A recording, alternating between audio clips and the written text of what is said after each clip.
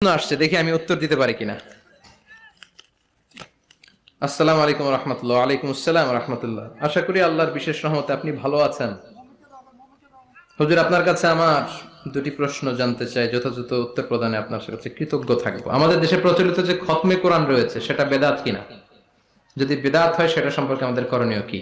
6 ঘন্টা 8 ঘন্টা হাফেজ এনে কোরআন খতম দেয়া হয়, এই পদ্ধতিতে আল্লাহ রাসূলের জামানায় ছিল না। কোরআন আপনি নিজে পড়বেন, কোরআন আপনি ভাড়া করে এনে বাবার জন্য কান্নাকাটি করানোর কোনো দরকার নাই। আপনি নিজে সূরাতুল ফাতিহা, সূরাতুল ইখলাস পড়ে আব্বার জন্য দোয়া করলে আপনার আব্বার কবরটারে জান্নাত বানায় দিবে কে?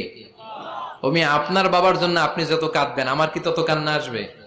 আপনি আমার যতই বলেন হুজুর আমার আব্বার জন্য একটু দোয়া করেন, একটু, আমি যতই দোয়া করি আপনার আব্বার জন্য কি আমি কাঁদবো?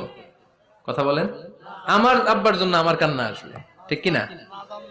এজন্য সূরাতুল ফাতিহা পড়ে দোয়া করবেন, সূরাতুল ফাতিহা পড়ে আব্বার জন্য দোয়া করবেন। আচ্ছা, আপনারা একটা উত্তর দেন তো, বিষ্ণু ঈসা ইসলাম খাদিজাতুল কুবরাকে ভালো কি বেশি বাসতো না কম বাসতো? খাদিজাতুল কুবরার ইন্তেকালের পরে সাহাবাদেরকে নিয়ে কোরআন খতম হয়েছে? হয় নাই। ফাতেমাতুজ জোহরা উনি আগে মারা গিয়েছেন, সাইয়েদনা আলী ইন্তেকাল করেছেন পরে, হাসান হুসাইন বেঁচে ছিল, উনি কি ওনার আম্মার জন্য কোরআন খতম করেছে এইভাবে?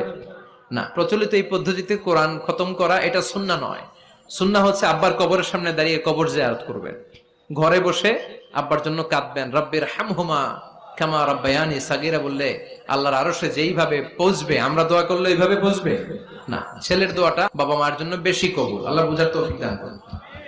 যে ব্যক্তি সুদ ঘুষ খায়, মানুষের হক প্রকাশ্যে হারাম ব্যবসা করে, প্রিয় নবীর আদর্শ ব্যতীত অন্য আদর্শ না, প্রিয় নবীর আদর্শ ব্যতীত অন্য আদর্শ নিয়ে আল্লাহর সামনে দাঁড়ালে ওই আদর্শ আল্লাহর দরবারে কবুল হবে না। বিশ্বনবী যে পন্থায় আমাদেরকে শিখিয়েছে ওই পন্থায় ছোট্ট কাজ করলেও এটাকে উহুদ পাহাড়ের সমান বড় করে দিবে কে?